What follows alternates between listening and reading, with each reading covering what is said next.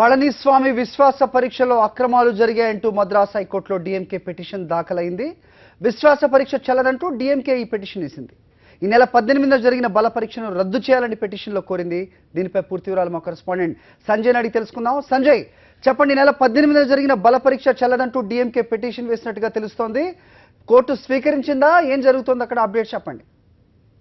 అరే, ఏదైతే విశ్వాస పరీక్ష సందర్భంగా శాసనసభలో జరిగిన కొన్ని విధ్వంసకర పరిస్థితులు, అంతేకాకుండా శాసనసభలో పళనిస్వామి విశ్వాస పరీక్ష నెగ్గాడనంటూ దొరస్వామి ఏదైతే స్పీకర్ ధనరాజ్ ప్రకటించాలని సవాల్ చేస్తూ ఇప్పటికే డిఎంకే ఏదైతే ప్రధాన ప్రతిపక్షంగా ఉందో డిఎంకే నేత వర్కింగ్ ప్రెసిడెంట్ స్టాలిన్ ఇప్పటికే గవర్నర్ విద్యాసాగర్ రావుకు దీనికి సంబంధించిన ఫిర్యాదులు చేయడం జరిగింది. అంతేకాకుండా విద్యాసాగర్ రావుతో ఆ సభలో జరిగిన సంఘటనలకు సంబంధించి వివరణ ఇవ్వడం జరిగింది. అయితే విద్యాసాగర్ రావు ఇప్పటికే దీనికి సంబంధించి కేంద్రానికి కూడా ఒక నివేదిక పంపించారు. తదనంతరం సభలో జరిగిన సంఘటనలపై వివరణ ఇవ్వాలంటూ శాసనసభ సెక్రటరీ ఎవరైతే ఉన్నారో జమాలుద్దీన్ కూడా నివేదిక కోరడం జరిగింది. ఈ నేపథ్యంలో ఈ రోజు ఉదయం ఏదైతే డిఎంకే వర్కింగ్ ప్రెసిడెంట్ తన సీనియర్ నేతలు అంతేగా ఎమ్మెల్యేలతో సమావేశమైన అనంతరం ఈ రోజు 10:30 గంటల సమయంలో మెడ్రాస్ హైకోర్టులో పిటిషన్ దాఖలు చేయడం జరిగింది. విశ్వాస తీర్మానం చెల్లదు,